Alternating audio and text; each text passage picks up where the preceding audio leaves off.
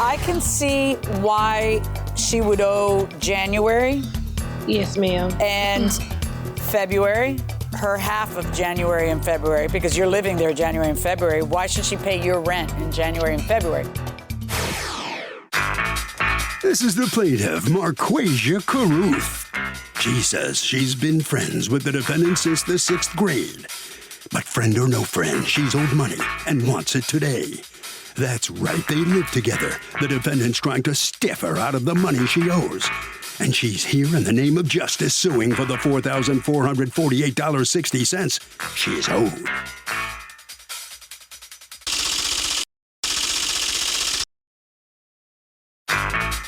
This is the defendant, Kennedy. She says her friendship is over with the plaintiff because the nasty woman told her baby's father that he wasn't actually the real father. After that, she didn't feel she had to be nice to her. She's paid her fair share for the apartment they rented together and doesn't owe her a penny more. She's accused of dissing an old friend.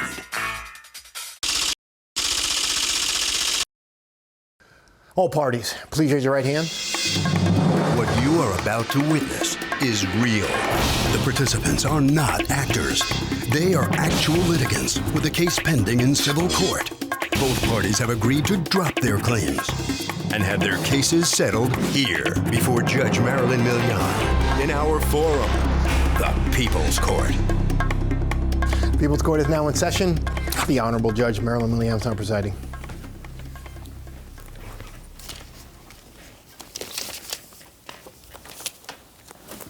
Litigants have been sworn, Your Honor. Thank you, Douglas. Okay, Ms. Caruth, you are suing Ms. Kennedy for $4,448.60, which you say she owes you because she bailed out of an apartment you two were renting. Talk to me. Tell me what happened. In October of last year, me and Kennedy moved into an apartment together. All right. You lived there for a year and everything's fine, and then you renew the lease, correct? Yes, ma'am. And the lease was renewed when? In July.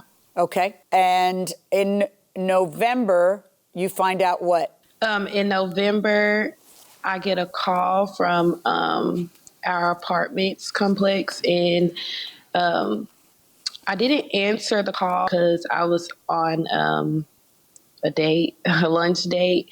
And so I got, you know how they send you a voicemail and it transcribes still so I could read it. And I read that we owed approximately like about half of the rent still, and I had already paid my portion. So I just screenshotted the message and I sent it, and she told me that she'll handle it.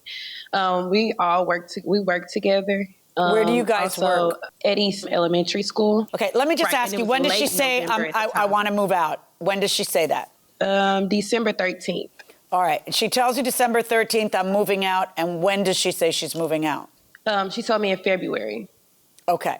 So that would mean that you guys have, in your lease, it says that you can revoke the lease with 60 days notice plus another month of penalty. So that means you have to give the 60 days notice, and then you have to pay the other month, right? That's the rule in your building in order to get out of the lease. So that would amount to 2 months rent, and rent is what? $956. Okay. Did she ever pay the rest of November, by the way? Oh, yes, she did. Okay. So November's not an issue. So $956 times 2 plus 1 plus another $956 is $2,868, plus there's utilities, et cetera, et cetera. So that total amount to take you up to the end of February was $3,216, correct? Yes, ma'am. All right. So when you bring that up to her, well, when she tells you she wants to move out, and you find out everybody's on the same page here because it's right on the lease, that what that'll entail is 60 days notice plus a month penalty. You don't feel it's appropriate for you to have to pay the month penalty because she's the one who's breaking the lease. But why would she pay your rent for January and February? In other words, you say in your complaint, 3216, and she has to pay that. In fact, now you're suing for $4,000 something because you want even more than that. You want the 3216, which you're calling a fee, and then you're also suing for stuff that's included in the 3216, which are the electric bills, January rent, and a bunch of other stuff. I'm kind of not following your lawsuit here. She never put a notice into the office that she will be moving out, like the notice, 60-day notice. She never put one in there. But you knew she was moving out, so you know that everything's going to come crumbling down. Why doesn't somebody notify the office? Ms. Kennedy, did you notify the office? Yes. And in writing? Even if I put in, yeah, I sent them an email. Even if I put in a 60-day notice, if she doesn't, mine doesn't matter, and she knows that. According to you, Ms. Kennedy, what happened is that Ms. Caruth changed her mind and didn't want to move out of the place, correct? Yes. Okay. Ms. Caruth, I can see why she would owe January. Yes, ma'am. And February, her half of January and February, because you're living there January and February. Why should she pay your rent in January and February? I can see why she should have to pay the whole of the month penalty, because you're not, why should you be penalized? But I can't see how you figure she's got to pay your rent January and February. Because one, she's not totally moved out. Her things are still here. Get rid of them. When did she move out? She's left them there longer than 30 days. She left, I don't know if she wanted What's still there? Clothes and shoes. Why do you have clothes and shoes still there, Miss Kennedy? Not that, it's not really a lot of stuff. Why do you have anything there? Why do you have anything there? But even if I go and get the furniture, she's still going to have something to say. It doesn't matter. You can't leave your furniture there and say, hey, I left 2 months ago. If you left your furniture there, how much furniture are we talking about? It's a couch, a couple tables, and a washer and dryer. Oh, so you want her to leave all that stuff. You don't want her taking that stuff. That stuff is better for you to stay in there. Right. Yeah, but still, look, I realize that you don't like it, and you kind of got angry that she didn't tell you herself, right, Ms. Caruth? Yeah, I kind of felt some type of way. I wouldn't say angry because I treated her the same way. Did you? Once I got back into town. Because according to Ms. Kennedy, you ran off and told the father of her child that he wasn't the father of her child. Yes, ma'am, but that was not the reason of why that happened. This happened recently. That happened in January after an incident happened while we were at work. What happened while you were at work? What are you talking about? When I get to work, I go into her classroom and I politely tell her that she still owed Pleasant Ridge for January. I begin to walk to the door and she says, "What are you going to do if I do not pay it?" And I said, "You will see." And she got up and she started approaching me and was like, "If I don't pay it, what are you going to do? You're mad that you're finna get put out." And I replied, I was like, "I'm not mad that I'm finna get put out because I have the money to pay it." But I told her, I was like, if I have to come out of my pocket, then I did tell her that I was going to what? hit her. Hit her. Oh, okay. So Yes, that's probably why she took it that way, right? No, that was after the fact. That's after she already walked up and approached me to the door as I was exiting. Okay, let me hear your version of what happened, Ms. Kennedy. She came into my class and she said, "You owe the apartments like $400 and you need to pay it today." And so I looked at her and said, "Oh, okay." And then she did kind of, walk off, but then she came back, like started charging towards me back. So I got up and then I said, "And if I don't, like, what's going to happen? Because you can't tell me what I'm going to do." And then she said, "If you don't, I'm going to." No, she said, "If you wasn't pregnant, I would beat you." And then Are you pregnant? Said, "Oh, okay." Yes. And so then that's when she kind of, walked out the class and walked on down. So can I say something else? Yeah. So I did give the apartments $200 in January, January the 7th. She didn't even pay anything until January the 24th. So all those late fees and everything, that's on her because she didn't pay anything until 2 Well, why aren't they on you too? If you just said on December 14th you're leaving and you know that your rent is $500 and something and all you paid is $200, then the late fees are also on you, right, Ms. Kennedy? Yeah. Oh, okay. And I would have paid it until she did what she did. What? Go into the classroom? It had nothing to do. No, texting the father of my child that has nothing. Tell me about that. When did that happen? That happened like the next day after the incident at work. Okay, after the incident at work. That she texts the father of your child and says what? She said he should get a test because it's probably not his. And then she sent him screenshots of stuff like personal things that we talk about. Did they involve other men? Yeah. Yeah. So she was completely sabotaging you with him. But if it's not his kid, then it isn't his kid. Like, do you know whose kid it is? I mean, yeah. Okay, well, it is. There's an easy way to find out. And how did you know? Did he call you upset? Yeah, he sent me what she sent him. So, Ms. Caruth, what did you send to him? Screenshots of text between you and someone who was your friend? Yes, ma'am. I was upset just to the fact that I couldn't And what believe did those that screenshots show? What did they prove? The screenshots show her messaging me saying that she had sex with a couple other guys. Welcome back to the People's Court. I'm Harvey Levin. So these two friends lived together, and boy, did it not work out. Let's go back into the courtroom. So you stopped paying because she squealed on you, and you squealed on her over money. Have I got it right? That's everybody's moral position here? All right. Did you pay any rent for January, Ms. Caruth? I paid my half. She put down $200. And you paid the rest that's a lie. Yes, and the late fees. That's a lie that I didn't pay it on time because I have a money order. By the way, are you still living there? Yes, ma'am. And do you have a roommate, or what's your situation? No, ma'am. I've been paying it on my own. Are you moving out of it? Yes. Okay. So go ahead. Show me proof of when you paid January. No, I'm sorry. I do have my proof of payment, but it does not have the date because they only do one thing at a time. So it's only put in there. All the days that we paid is saying on the January 24th because they put it in once all of it is paid. Yeah, but all of it wasn't paid on January 24th, was it? Yes, ma'am, it was. Honestly, maybe they're holding the money orders. I paid them, and I guess they hold it until. Show me proof of the date of the money order. I only have the money order that I paid the rest of hers in full on the 24th. The money order of the 24th is for how much? It's for $440, and then it's another one that's $250. It's another for $200, which was hers, and it's another for $300. Great. What is it you're looking? Stop. What is it you're just looked at to answer that? My ledger. Your own ledger that you write up? No, we have a ledger with the apartments. When do you say you paid your $200, Ms. Kennedy? On January 7th. So then she's right that I don't see how they do this or why they do this. Yes, because they're not giving you credit for the $200 until January 24th. What do? Keep it in their hands and fan themselves? I mean, you have to log this stuff and move it along.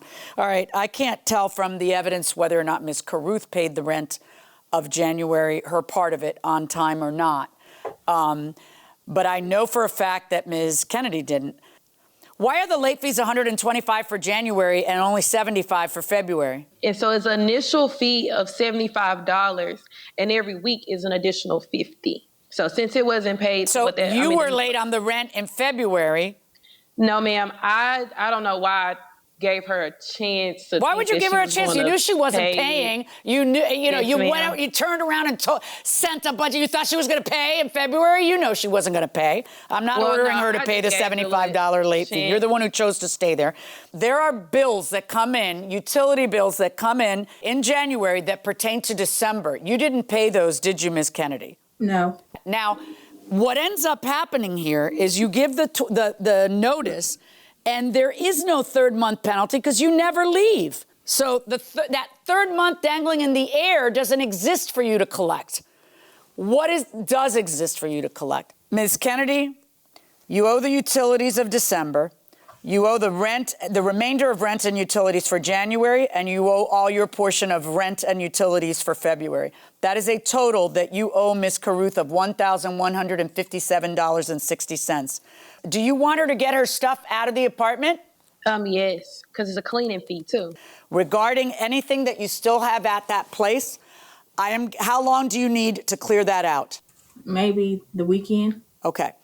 How are you going to clear it out? I don't want to put you two in contact with each other because I don't think it's good things will come for any of us by doing that. Is there someone else who can get that stuff out that's not you? Yes. Are you about to have the baby? Probably in a couple of days. No big deal. Are you serious? Yes. Yeah, maybe somebody else can move the stuff. Now, I wish you great luck on the birth of your baby, which apparently is going to happen any second now because I just heard that you are already dilated. Yeah. Yeah. Is this your first baby? Yes. Yeah, I cannot believe we just had this trial. I'm in shock. Good luck to you, and good luck to everybody else. Verdict for the plaintiff and the amount that I said. Oh, lordy, lordy. So the plaintiff prevails. She's going to get $1,157 from the defendant, not the $4,400 she was seeking. Let me talk to you, Ms. Kennedy. You heard what the judge just said. I think you shocked her when you told her you're about to have your baby any moment almost. You understand what you have to pay, the $1,157? What do you think about that? Yeah, that's fine. Listen, let me ask you, when she told the father of the baby that he wasn't the father, it was a nasty thing for her to do, how did he react? What did he get mad at you? Did you have an argument over it, or what happened? Yeah, he was mad. All right, well, listen, good luck to you, okay? Whatever happens, good luck. And let me talk to you, Ms. Kurth. Don't you think that was kind of a nasty thing to do? Yes, and I prayed about it. I was upset, but I never told him that wasn't his baby. I just sent the screenshots of the guys that she was having sex with. Well, it didn't help for what you did in any event. Yes, it didn't. I understand. You've learned a lesson, I think. Yeah. Yeah, make sure. All right, you're going to get money back. You're not going to get everything you wanted, but I hope you get this worked out okay, all right? $1,157, and you're going to have to deal with it. That's it. So, Doug, this is a good example with utilities, who pays what. When you move into an apartment with somebody, a roommate, set the ground rules at the beginning and frankly put it in writing. Who owes what, when it's owed, what the division of responsibilities are. The more you do this, the less likely you will end up in court. I loaned my grandson $11,000 and have a promissory note. He is very sporadic with the payments. Can I garnish his wages for a consistent monthly payment? If you want to garnish someone's wages on an unsecured debt or a loan, like a promissory note, first you got to get a judgment. You got to go to court. You got to go before somebody like you and get them to sign the piece of paper that says, I win. He is in breach and he owes you the money because not making the monthly payments as agreed would be a breach, I presume, if there's an actual schedule and he's not keeping by it. So then the court will enter a judgment in your favor and then you can garnish his wages. And then, the bigger question is, couldn't she just knit him a sweater or something? It's her grandkid. But she gave him $11,000 and he nailed her for it. What do you mean? Well, yeah, I think that's a pretty big assumption on your part that she's just supposed to have the milk of human kindness for her ne'er-do-well grandchild. Yeah, I do. If I gave my grandchild $11,000 and he's supposed to pay me back and he doesn't, I'm suing my grandchild. $11,000's a lot. It's a lot of money. That's not like $100. I'm ruining a relationship over $100. $11 grand. Hey, he's not thinking about that. Yeah, but Thanksgiving is going to be so awkward. But it's grandma. Who does this to their grandma? I mean, he needs suing.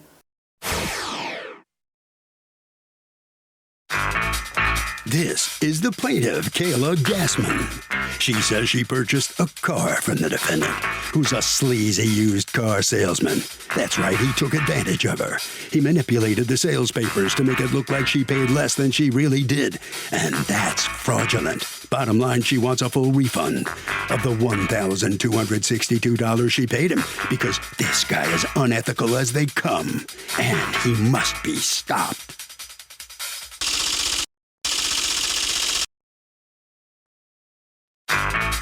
This is the defendant, Robert. He says he didn't fudge any sales papers whatsoever, and the plaintiff is just making it up. The plaintiff purchased a vehicle from him. She didn't have all the money at the time of the sale, so she paid monthly. When she fell behind, she was hit with late fees. That set her off, and here they are. He's accused of being a sleazy car salesman.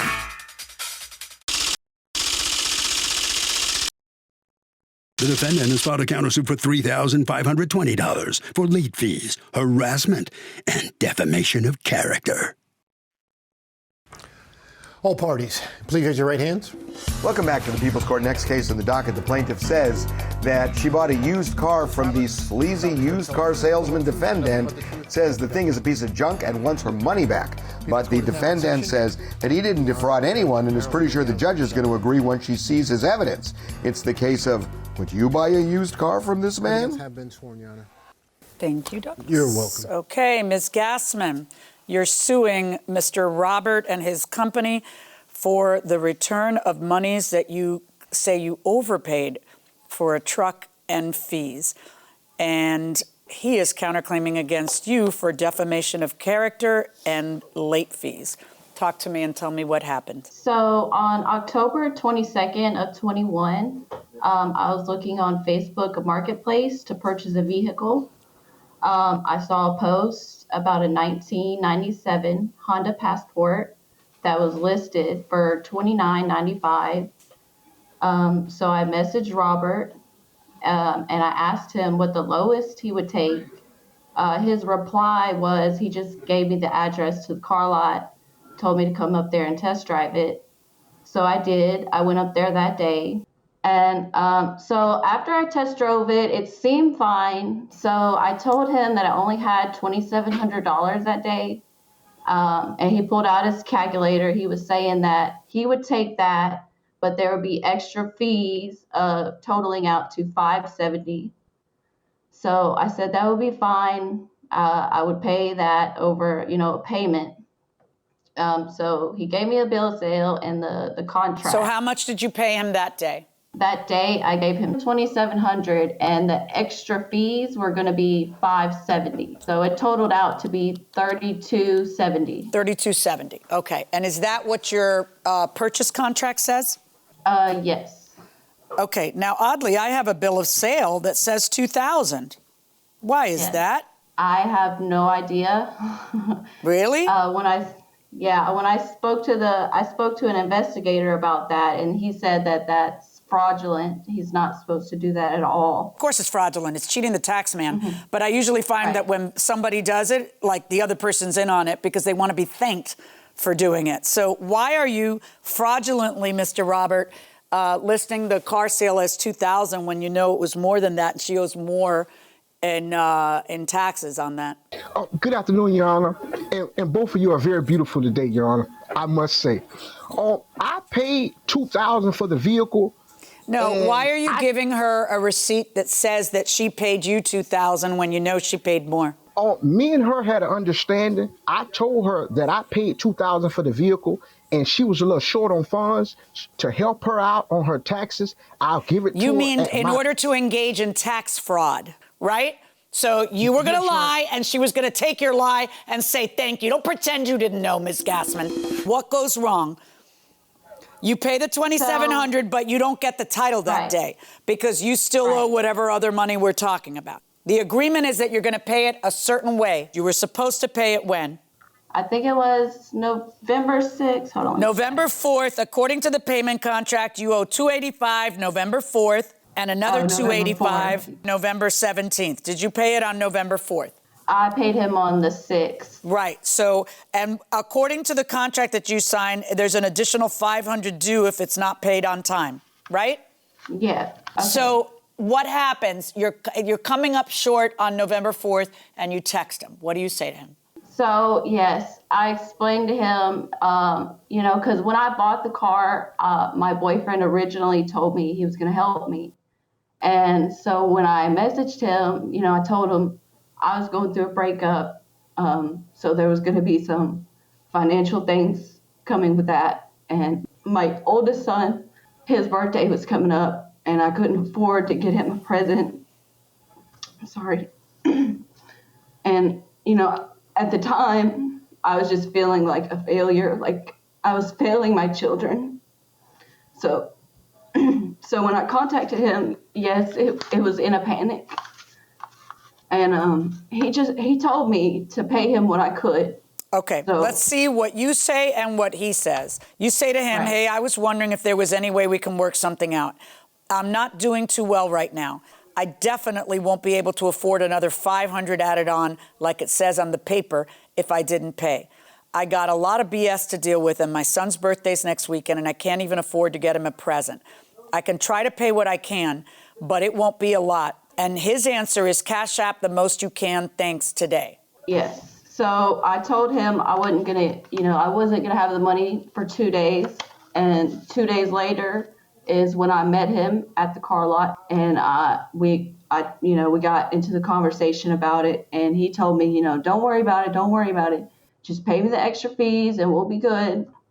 So do you have any witnesses to that? No, the only people that were there was me and my kids, because okay, I don't have a village, and like I said, I was going through a hard time. All right, and I'm sorry about that. But I don't rule based on if I feel sorry for someone. I know you're young. I know Right. how old are you? I know. I'm 26. 26. 26. Okay, and you have how many kids? 2 kids? Yes. I've got to be able to find that he waived the right to the late fees. See, at the time, I didn't know that he was lying. So when I found that he was out- lying about what? When I went to pick up more drive-out tags, Okay.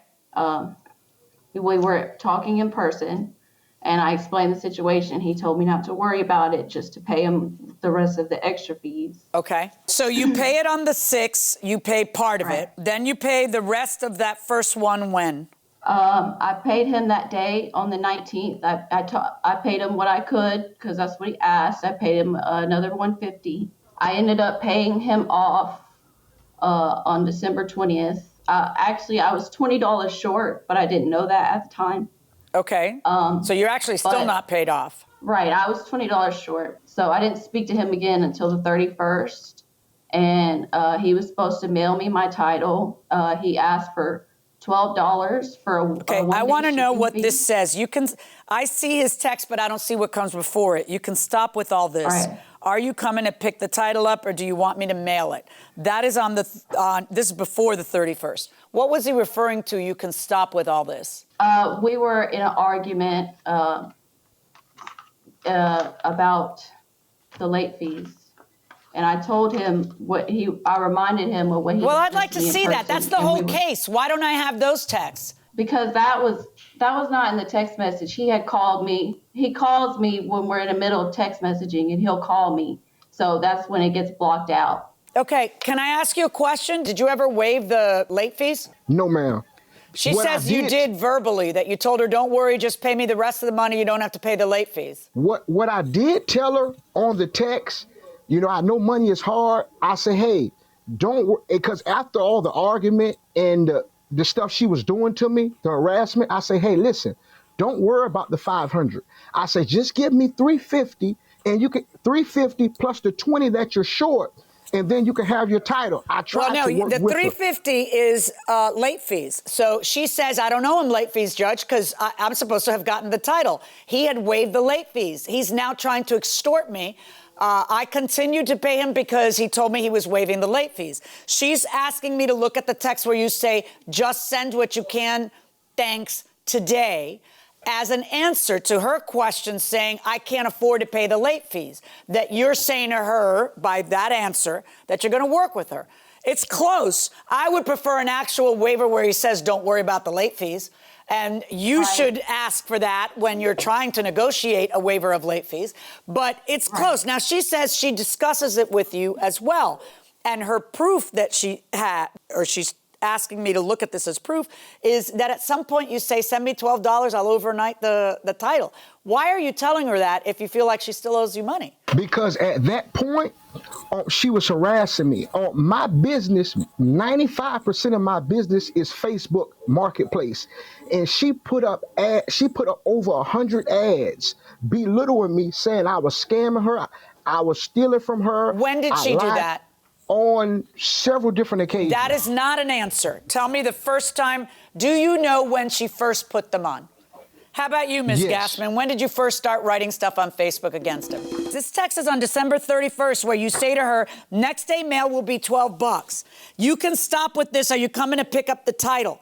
So you are telling her, pick up the title, send me $12, I'll mail you the title. Then she sends you the $12 and you don't mail her the title. I'm trying to understand why you tell a person, send me $12 and you'll get the title, and they send you the $12 and then you don't send them the title. What's your answer to that? Because I didn't want to alarm her that I was going to repo her. I was trying to keep her at bay before she hired my vehicle. She already said. Why did you lie then? So you had no intention of giving her the title? Not until she paid me, ma'am. I was trying to keep her. So the answer is yes. So you lied when you said you sold the car at $2,000 in order to help her cheat the tax man, which she's just clueless about that. And then you also lied when you said, send me $12 for overnight mail, I'm sending you a title. That was a lie. All right. So then what is it you do, Ms. Gassman, when this happens? You end up putting, here's where the bad posts happen, right? So yes, I did go to Facebook and I made some buyer beware posts. Let's hold on one second because I want to hear this taped phone call. Let's hear this. Oh, yes. Yes, ma'am. Yes. What the is wrong with you? Why the you put people in my business? What the put anybody in your business? What the wrong with you? Who's in the background? Who's in the background? That was my boyfriend. He was trying to calm me down. Because so you guys got back together? Yes. We have a son together, so we did work things out. Let's play the last video. Is your boyfriend there? Can I speak with him? No. Nobody's here. Why would you ask to speak to her boyfriend, Mr. Robert? She was being very non-negotiable, and I just, man, it's Your Honor. Mr. Robert. She was. You live Yes, in a ma'am. world where you can say whatever you want and then do whatever you want afterwards. You say whatever you want in order to get what you want, and then later you change what you say. I don't live in that world. And the little lady doesn't have to put her boyfriend on because she's being unreasonable. She's not negotiating. She's not wheeling dealing with you. You know, to me, it is evident to me that you did tell her that she didn't have to pay the late fees just to keep getting money from her, and then you don't want to stick with that. And what makes it evident to me is that that's almost what you said in the text. When she says, please, please, I can't afford the other $500, you say, just pay what you can.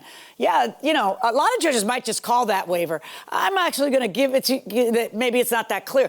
But all I need to know to find out whether or not she's telling the truth about your waiver or you're telling the truth is you telling me, oh, yeah, all that's just a lie. All that I just said because I'm trying to keep tabs on the car. I don't want to lose the car. So I'll tell her whatever. Yeah, send me $12. I'll send you the title. None of that should be used against me. No, I live in a world where when you say something, it can be used against you. You see? So if you are telling somebody, leading them into the impression that you're going to waive the late fees, you can't then later say, ha, ha, ha, but I'll negotiate with you. Don't be so non-negotiable. Before you blow up, why would you even think she was going to blow up? Of course she was going to blow up because you had told her you were going to waive them.